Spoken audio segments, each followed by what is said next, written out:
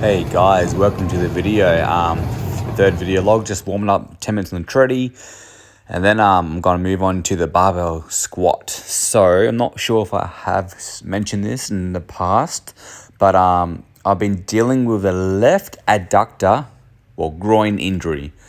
So it's been sore and tender, especially when I get down to the bottom of the squat, and especially that leg press.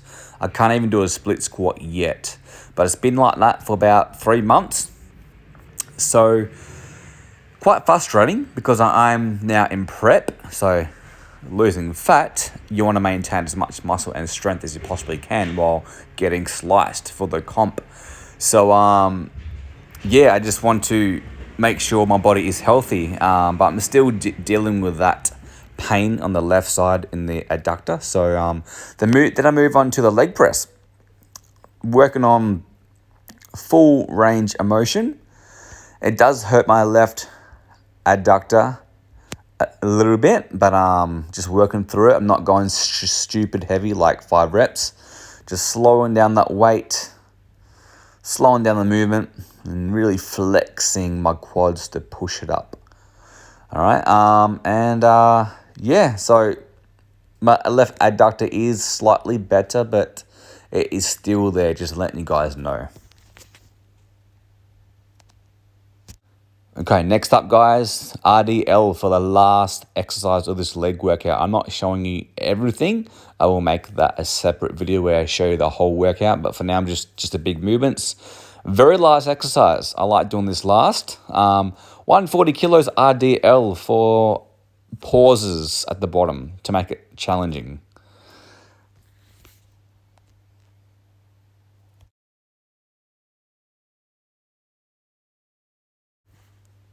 All right, last set of the RDL, I bump up the weight to 150, but I don't do any pauses. All right, so bang out as many as I could. I believe I get 7. Let's see what I get here, guys. So yes, hips back, chest high, back straight. All the weights on the heels, arms are straight, bracing my core, breathing in my stomach, not my chest. So I don't use any belts, as you can see. Just like lifting raw, except for I am using straps. If I can't use a strap, I'll literally do 1 rep and then slip out of my hands.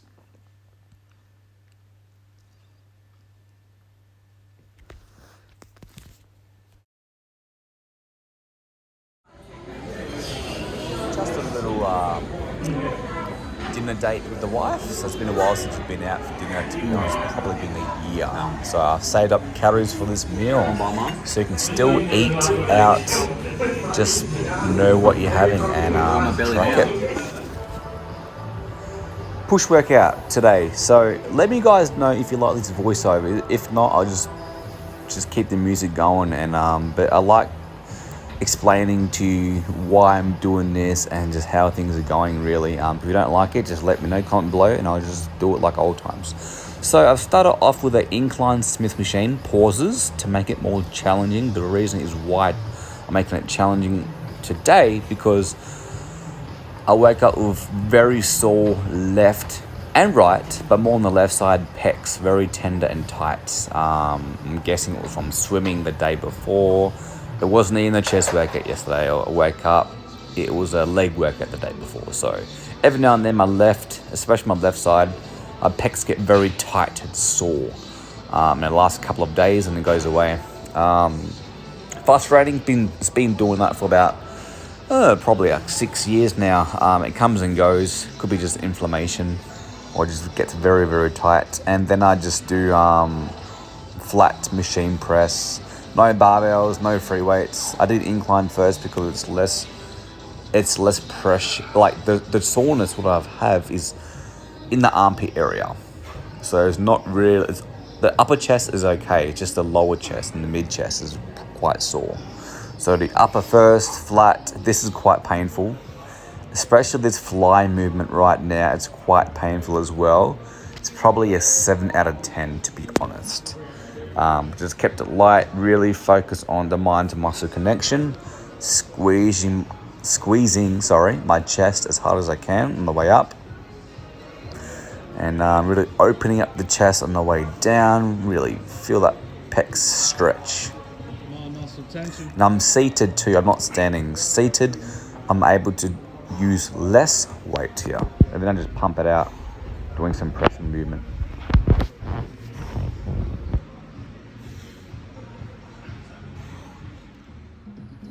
Okay, back on to the barbell OHP, overhead press. So I've been doing seated dumbbell shoulder press lately and pretty much alternating between a seated barbell press as well. But I decided to mix it up and just stand up and press. It is a bit more challenging because now your core has to work as well to stabilize you. So use less weight when you're standing up. And then I do some ladder raises. I don't put that in here. Then I'm doing some push downs, and then I do some type of overhead extension. And then I believe I do dips after this. But as I said, a full workout is coming soon.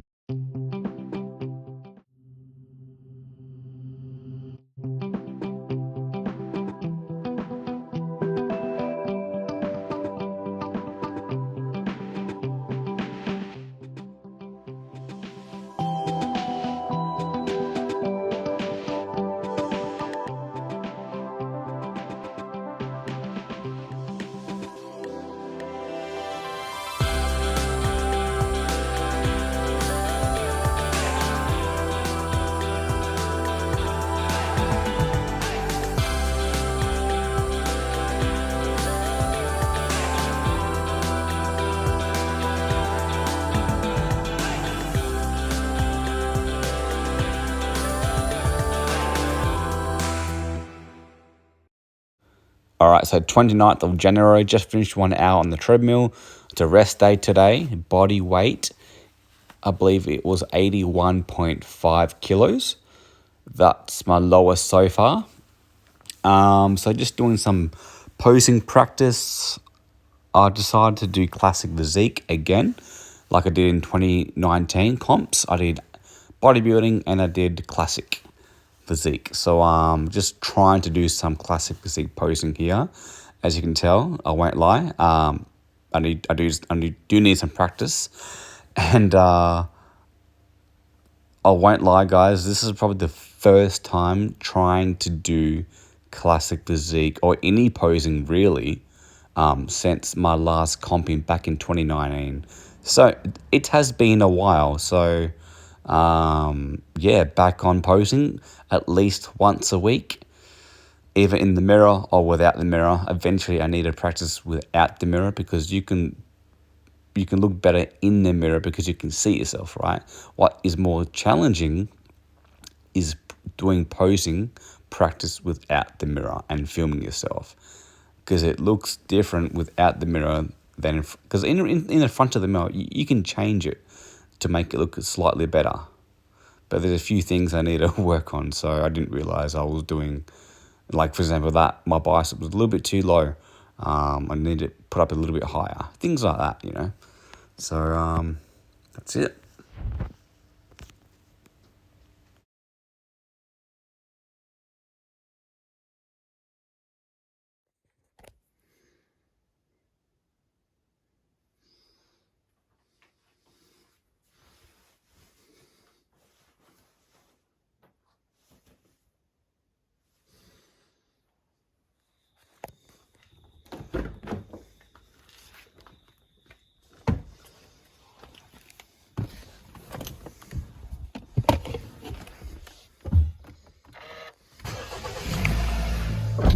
The years, some experts are saying. Would you agree with that?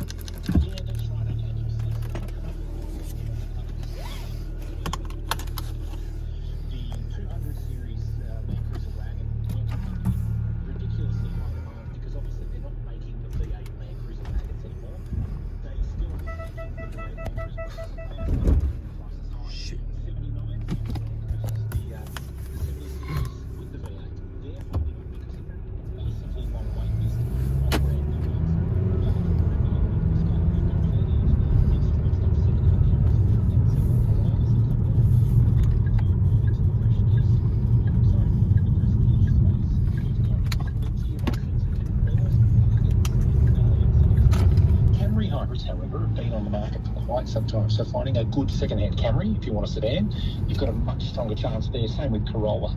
But a lot of the other hybrid models are still very, very new. And look, even early electric cars, like a Nissan Leaf, so the early second gen or the first generation Leafs, they're not too badly priced, but electrics are holding their value well. You have a look at second-hand Teslas here, they're still not too far away from what they were when they were... All right, guys, back and bicep day, 4:45, not even that. Oh, no, right on the dot, 4:45.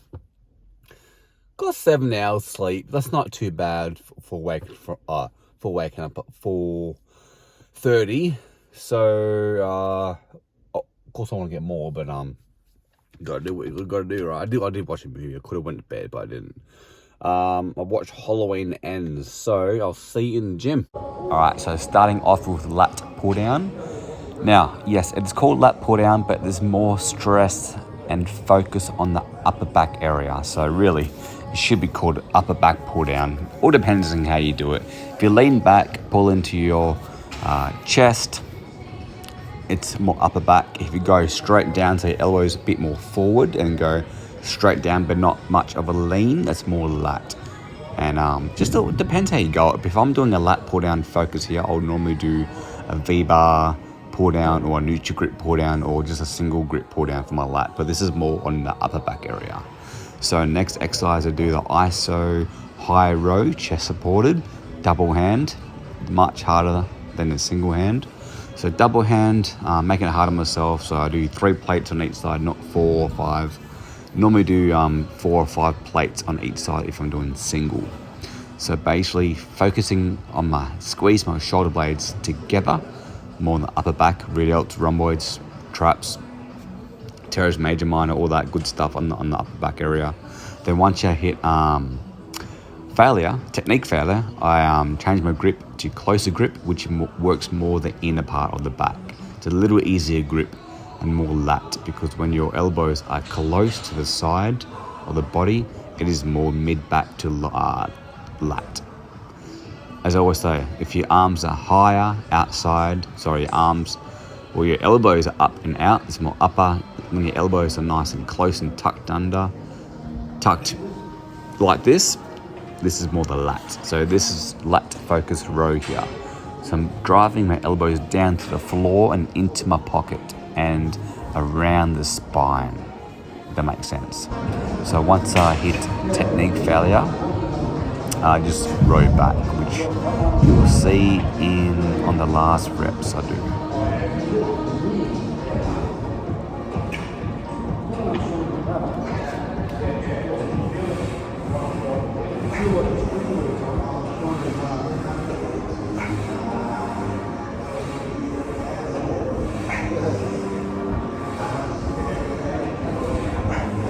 Once I can't do any more clean reps, I'll just row back. It's still good form, but not as how I was doing at the start. And then my last exercise, I do pullovers, some type of stretching movement. I used to do 4 back exercises, 4 quad exercises, 4 chest exercises. Basically, I used to do more volume on the muscle groups, but now I basically dropped 1 exercise back on each major body part, just to see how my body reacts to it. So, yeah, thank you for watching, guys. And let's continue on.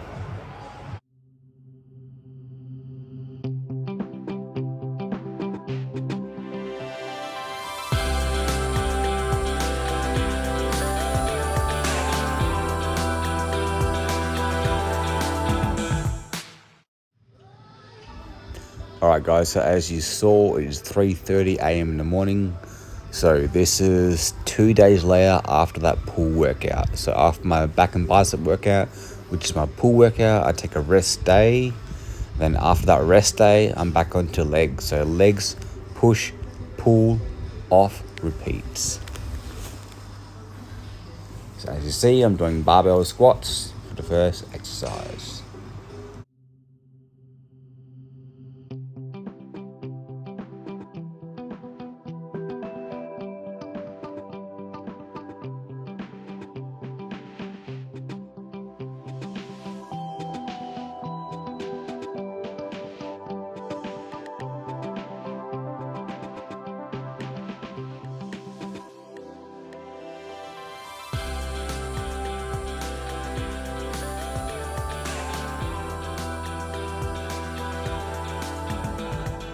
Alright guys, definitely have lost some strength, especially on this squat. Last time I did barbell back squats I did about 6, 6, 8. So far I've done 5, 5. And those reps feel quite hard. I'm guessing about reps in reserve, probably 1 rep left. So in the tank, had no more than 6 reps. So I'm leaving the whole goal is to leave about 1 to 2 reps left in the tank on the first couple of sets. Then on that last set, RIR 0, so no reps left. So I'm gonna do a back off set here though. I'm gonna do 120 for 5-5, then I'll do 100, I reckon 100 kilos just to be safe, because my groin's not, my groin is not 100% yet. It's not pain, it's just a little tender. Especially when I go a little bit heavier.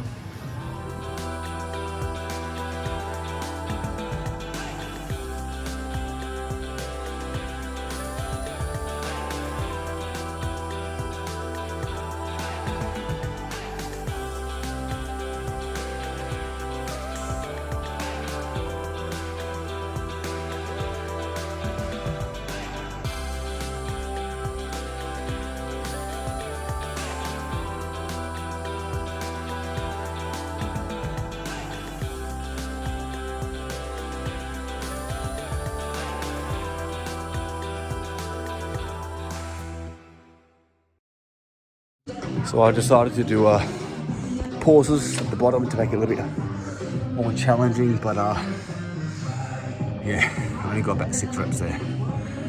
If I didn't pause, I probably would have got about 10.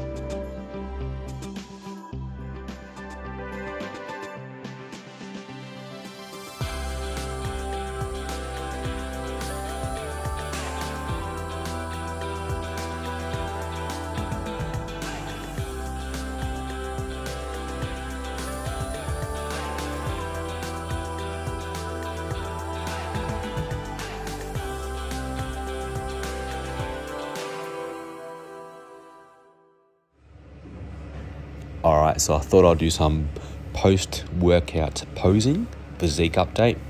Just had a quick shower, then off to work after this. So just post leg workouts. I try to do it leg workouts just because it keeps the upper body honest. So if I don't have an upper body pump, it will look more natural, if that makes sense. So if you train your upper body, you're going to look a bit bigger than usual because of the blood flow, so the pump. So there's just an honest physique update. By now it's about 5:30 a.m. in the morning. And yeah, lowest weight I've hit was 81.4 so far.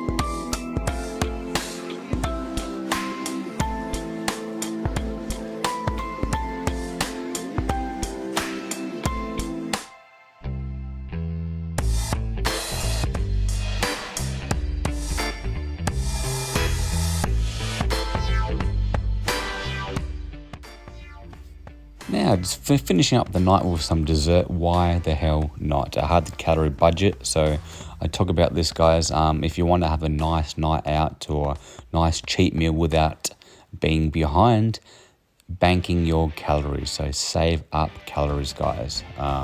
So my weekly average is the exact same deficit, which is roughly 700 deficit.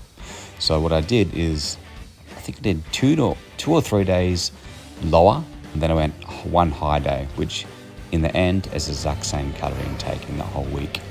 So this is the next day, just doing some posing. I felt pretty full after that night of eating. So why not do some quick little physique update where I got a little pump after that back and bicep workout.